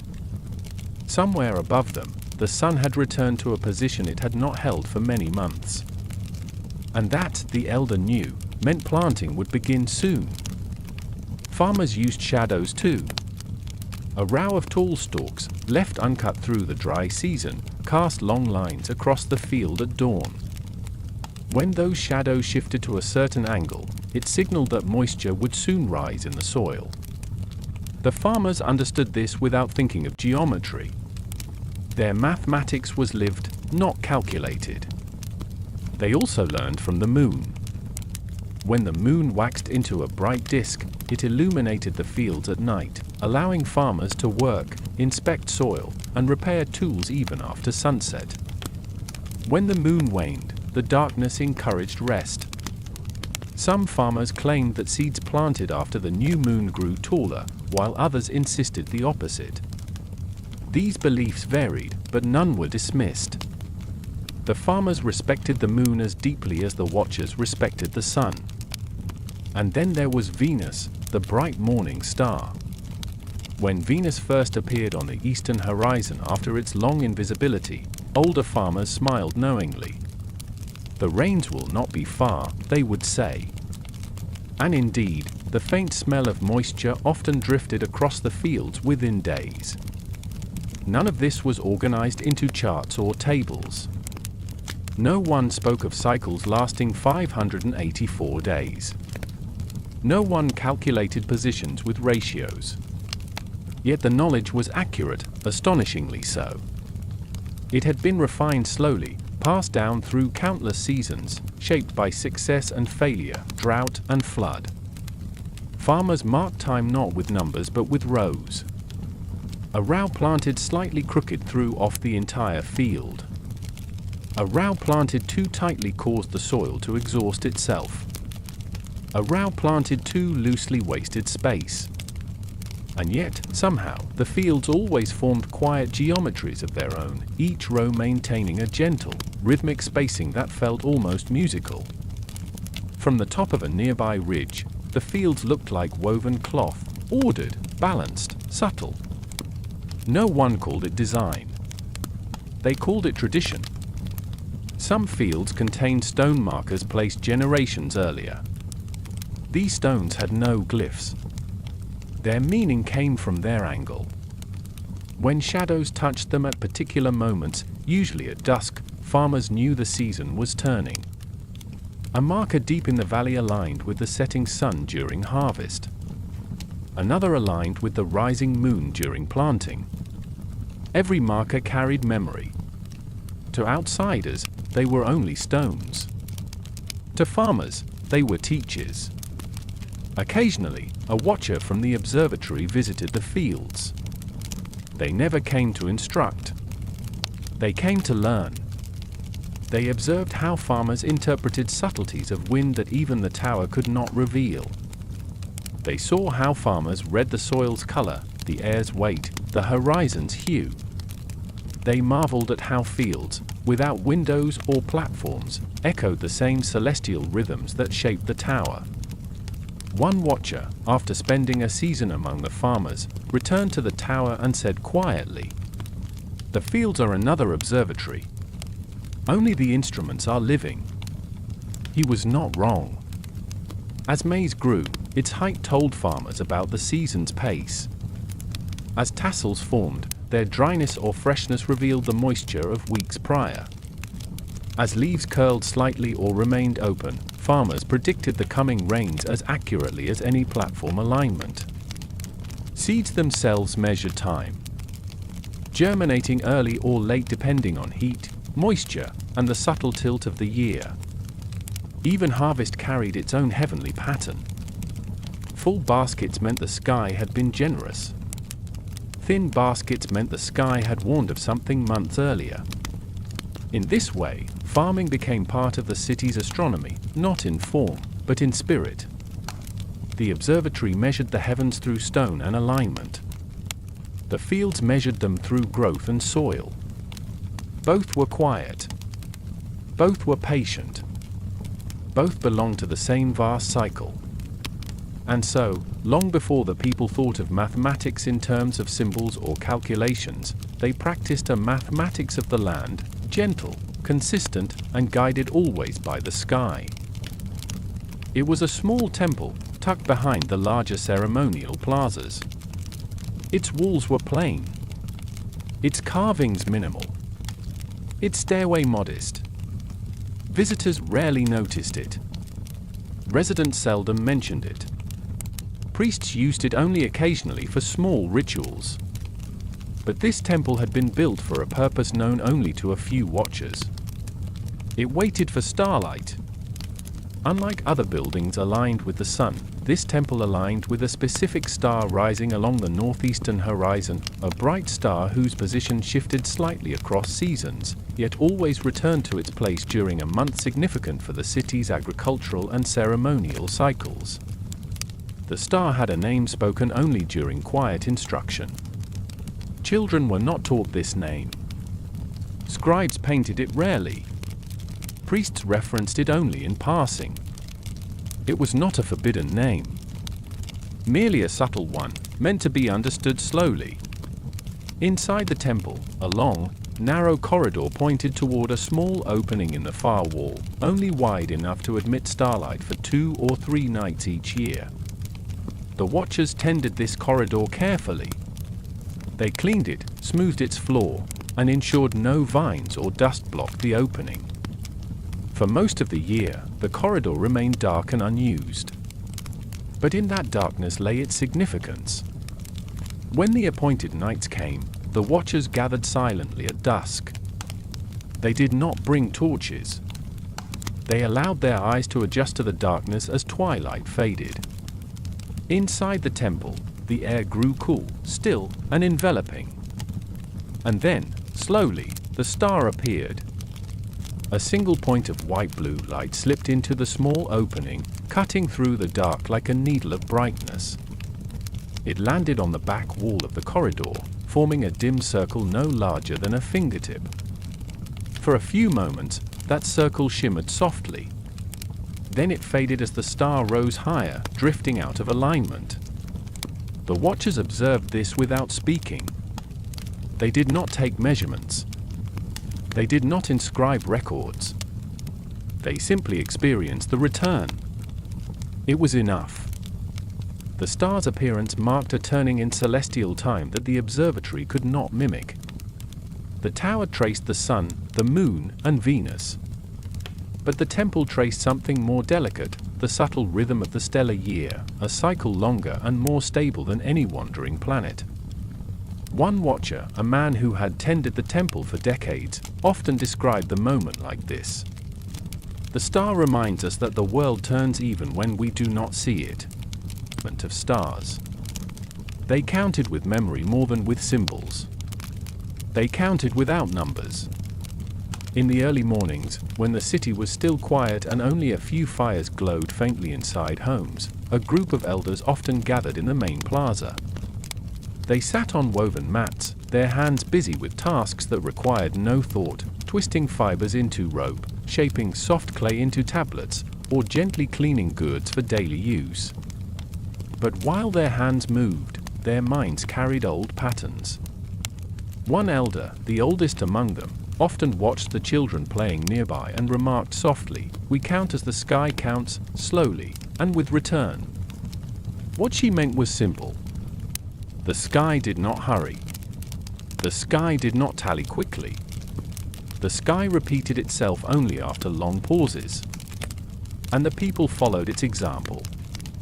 When maize was planted, farmers did not say, "We will plant 20 rows." They planted until the shadows reached a certain point on the field. When weaving cotton, artisans did not say, "I will create 40 threads in this direction." They wove until a pattern repeated itself naturally. Even cooking used a kind of non-numerical counting. When preparing maize dough, cooks added water not through measured amounts but through familiarity with texture. They recognized the right moment when the mixture felt like the soil after the first rain, not too dry, not too wet. That moment was the measure. In the observatory, watchers also counted without numbers. They observed how many days passed between the return of Venus, not by marking tallies, but by watching where the sun set along the western ridge. They recognized that when the sunset reached a specific dip in the hills, Venus would appear soon after. They knew these cycles intimately, though not numerically. Counting was memory. Counting was relationship. Counting was familiarity with patterns that needed no symbols. Even traders who exchanged goods counted differently from expectations. A potter trading bowls for maize did not say, "I give you 5 bowls, you give me 10 handfuls." Instead, The exchange went like this. The potter would place 2 bowls on a mat. The farmer would pour maize until the potter nodded. Then the potter would place another bowl. And the farmer repeated the gesture. It was counting through agreement, not quantity. Some children attempted to quantify things, asking questions like, "How many baskets do we need for the harvest festival?" The elders responded with quiet smiles, enough to feed the people who arrive. This answer confused the children at first, but later in life, they understood importance was in sufficiency, not in number. Yet despite all this subtlety, the people did practice forms of structured counting, ones that aligned with celestial cycles. Bundles of reeds were tied with knots representing sequences of days between particular moon phases. Pebbles were arranged in patterns that marked the return of the rainy season. Simple cords were looped to track the time between planting and harvesting. These tools were not mathematical in appearance, but they served their purpose with precision. One watcher, a soft-spoken man known for his calm way of teaching, often taught apprentices how to count the returning year without symbols. He would sit with them on the observatory's steps and say, "Place your attention here, on the horizon. Watch the sun rise each morning. Feel how its warmth increases and decreases. Count that instead." And the apprentices did. They learned to feel the year's length through subtle changes in light and air. Another watcher taught counting through sound. He would strike a good drum softly at sunset every evening. The tone changed slightly as the air cooled or warmed. Over months, the apprentices learned to associate these tones with particular moments in the solar cycle. No one thought of these practices as mathematics. They thought of them as attending, being present to the way the world moved. It was only generations later that scribes began to formalize these cycles, carving symbols that represented days, months, and long counts. But even then, the heart of the system remained rooted in earlier ways of understanding. The people had counted without numbers for centuries, and they had done so accurately. Their sense of time was not fragile. It did not collapse when a tool broke. It did not vanish when a record was lost. Because time lived not only in stone carvings and codices. It lived in the sky, in the land, in the wind, and in the people themselves. Their counting was not numerical. It was cyclical. It was relational. It was quiet. And as the city grew wiser, the formal calendars did not replace this old counting, they expanded upon it, giving written shape to what the people had already known by heart. To quiet lavender tones, many families gathered outside their homes. Children lay on their backs, staring at the sky as the first stars emerged, delicate points of light brightening one by one. They often pointed and asked, "What is that one?" or "Why is that star brighter?" But the adults rarely answered with direct explanations. Instead, they said, "Watch it. It will teach you." This wasn't avoidance. It was tradition. Knowledge was gained slowly, through repeated presence, through observing how things returned again and again. During planting season, children accompanied their parents to the fields. They watched how farmers touched the soil to feel its warmth, how they glanced at the horizon to gauge the light, how they paused occasionally to let the breeze settle on their skin. The children mimicked these gestures, even though they didn't yet understand them. They learned that the world had its own language, and that the first step in understanding it was simply to listen. Games, too, carried subtle lessons. Children played a game in which they chased shadows, trying to step on each other's elongated silhouettes at sunset. They noticed which days the shadows stretched farther and which days they shrank. Without realizing it, they learned the same truths that elders had spent years mastering. They also played with pebbles, arranging them in patterns on the ground. Some patterns reflected the paths of the stars. Some mirrored the roads of the city. Others imitated the weaving patterns their parents used in cloth. These games built intuition for symmetry, cycles, and repetition, fundamental concepts long before anyone gave them names. During full moon nights, children gathered near the river, watching how the moonlight shimmered on water in a trembling silver arc. They sometimes tried to catch this reflection with their hands, laughing when it slipped away. But during these nights, parents pointed quietly toward the sky and said, "Look how the moon moves. It does not hurry. Learn from it." This gentle philosophy shaped entire generations. Children saw adults arrange offerings not in large rituals but in small gestures: a bit of maize flour placed at the base of the saber tree, a bowl of water set on a windowsill to reflect the moonlight, a woven belt laid on a stone platform to catch the dawn's first glow. Children imitated these acts without needing to understand why. They learned that meaning did not have to be explained to be felt. In the observatory, children were rarely allowed inside during important observations. But on ordinary days, when the watchers practiced their alignments or cleaned the windows, children occasionally wandered up the steps. They touched the cool stone walls. They peeked through the narrow slits to see if they could catch a glimpse of sky. They felt or not from the precision of the architecture but from the quiet itself. One young girl, after standing inside the observatory for the first time, whispered to her mother, "It feels like the sky is waiting for us." Her mother nodded softly. "That is why we wait for it." Children also learned the cycles of the rainy season. They sensed its arrival by the smell of the air, the thickness of clouds, the distant rumble of thunder. Elders encouraged them to listen to these signs. They taught them to close their eyes and feel when the air changed. They learned the difference between the first rains of the season and the heavier storms that followed. Each sensation became a memory. Each memory became understanding. On nights when Venus shone brightly in the eastern sky, watchers often invited older children to see it.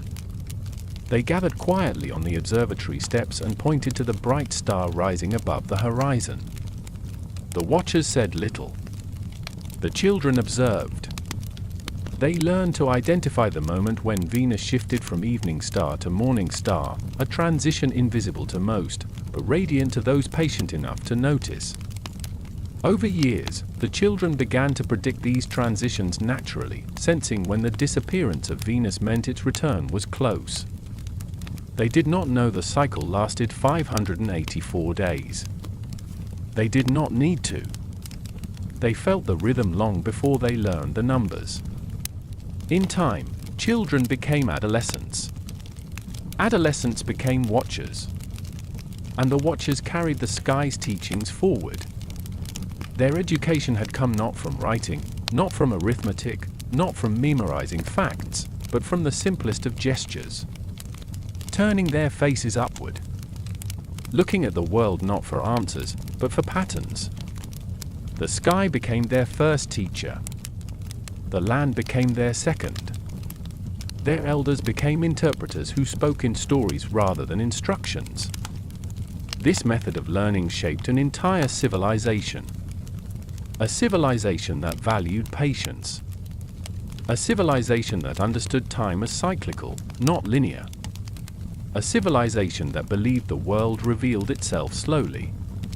The children who learned by looking up eventually became the guardians of this knowledge. They became the new watchers, the new scribes, the new storytellers of the sky. And thus, the silent observatories of the Mayan world were not only built of stone, they were built of memories carried by children's eyes. The elders who spoke in cycles. As the city matured, as its plazas expanded and its homes spread farther across the landscape, a quiet group of elders grew in influence, not through power or authority, but through their gentle understanding of cycles. These elders had been watchers in their youth, farmers in their prime, scribes in later years. They had lived long enough to see many returns of the same events: the rise of Venus as morning star, the passage of the solstice sun through the observatory's window, the long drifting of constellations overhead. Yet despite their deep experience, they rarely gave direct instruction. Their wisdom flowed in circles, not lines. Every late afternoon, as sunlight thinned into warm amber and shadows lengthened across the city, a group of these elders gathered beneath the saber tree. The tree's broad roots formed natural seats. Its leaves rustled softly overhead. Children and adults alike approached the elders not to hear lectures, but simply to sit near them, absorbing the calm rhythm of their presence. The elders did not hold court or deliver speeches. They told stories, slowly, simply, unhurriedly. One elder might say, "When I was young, the morning star disappeared for many nights." The younger watchers worried, but the old watchers smiled. A listener would ask, "Why did they smile?" And the elder would answer, "Because they had seen it disappear before, and they had seen it return." These were not astronomical lessons. These were lessons of patience. Another elder would point at the horizon and say, "The sun has begun its long journey north again. It does this every year. Some years feel different, but the sky keeps its rhythm." The listeners would nod, even if they didn't fully grasp the significance. The elders spoke like this because they understood something fundamental. The sky taught through repetition. A young scribe once asked an elder why the codices represented time in long repeating patterns instead of straight lines. The elder laughed softly, a gentle sound that blended with the rustling leaves. He replied, "Because the world does not end where you think it ends. It turns. And then it turns again." The scribes wrote that down, although they understood only part of it. The elders also guided the watchers, not by commanding them but by reminding them of older observations. If a young watcher became frustrated because clouds blocked an important alignment, an elder would say, "Clouds also return. Wait. The sky keeps its promises." Sometimes, elders taught through silence. They would sit with their eyes closed, breathing slowly, listening to the wind. Children mimicked them, then peeked to see if anything had changed. They eventually learned that the stillness itself was the lesson.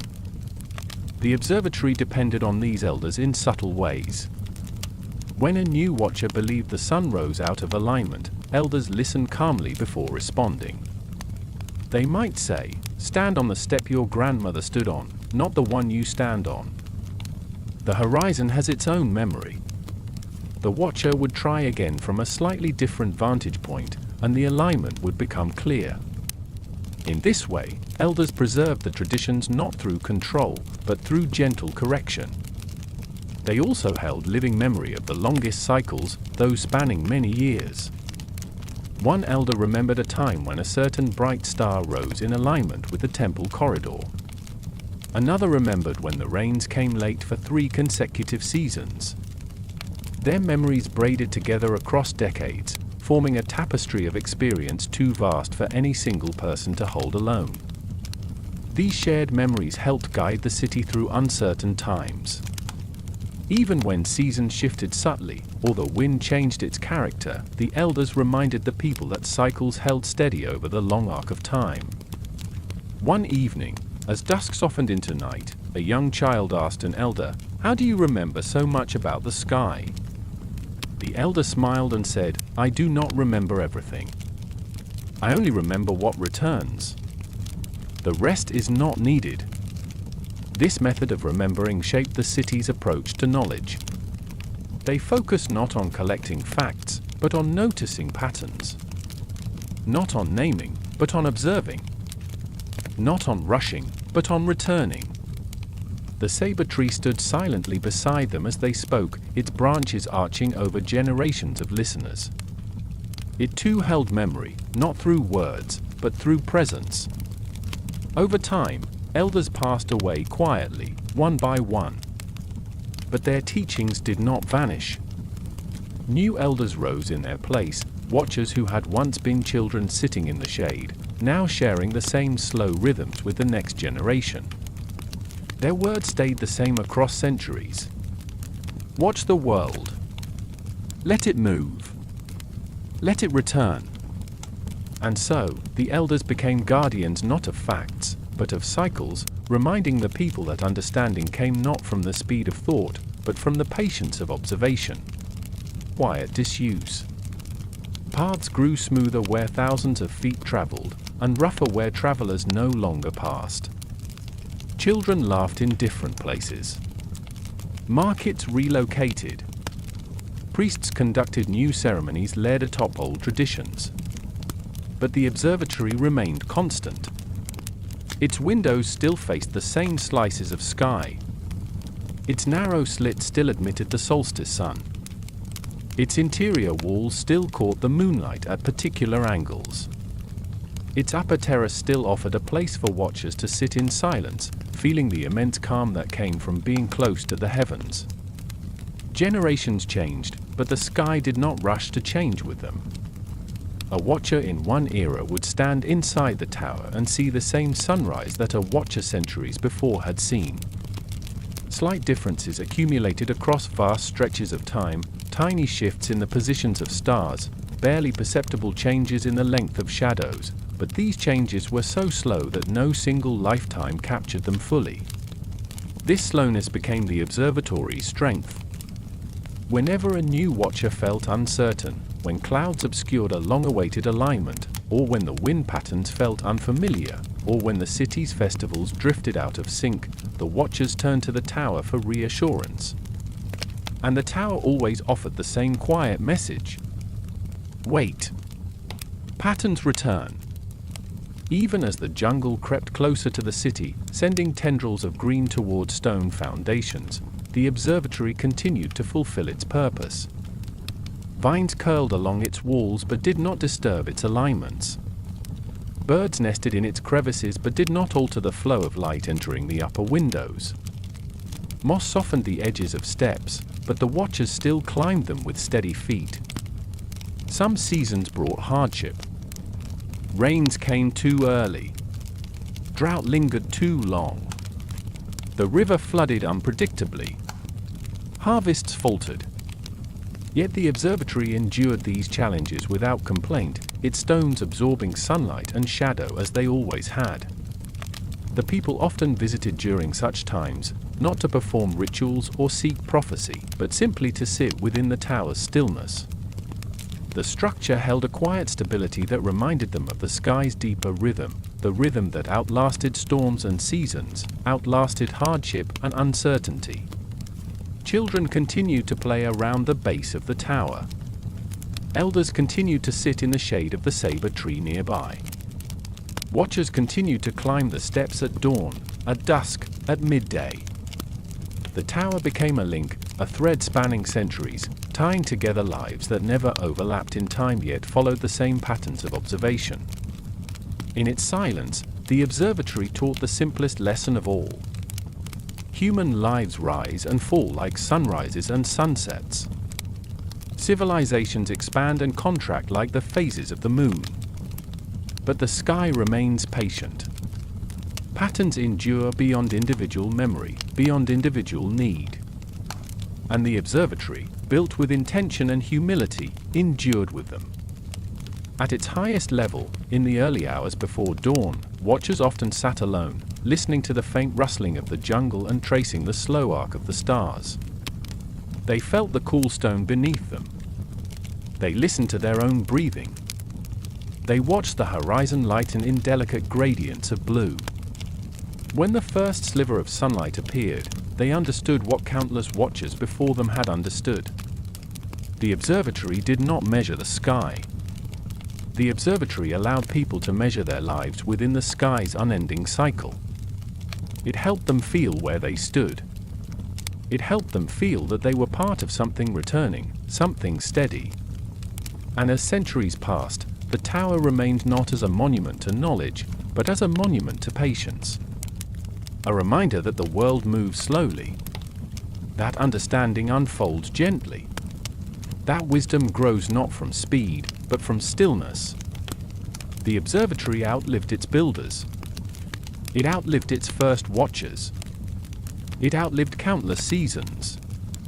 And even as vines thickened and stones weathered, it continued performing its quiet work. Catching sunlight. Framing starlight. Holding shadow. Waiting for the return. The silent observatories of the Mayan world did not speak. They did not proclaim. They simply existed, listening to the sky, and teaching generation after generation to do the same.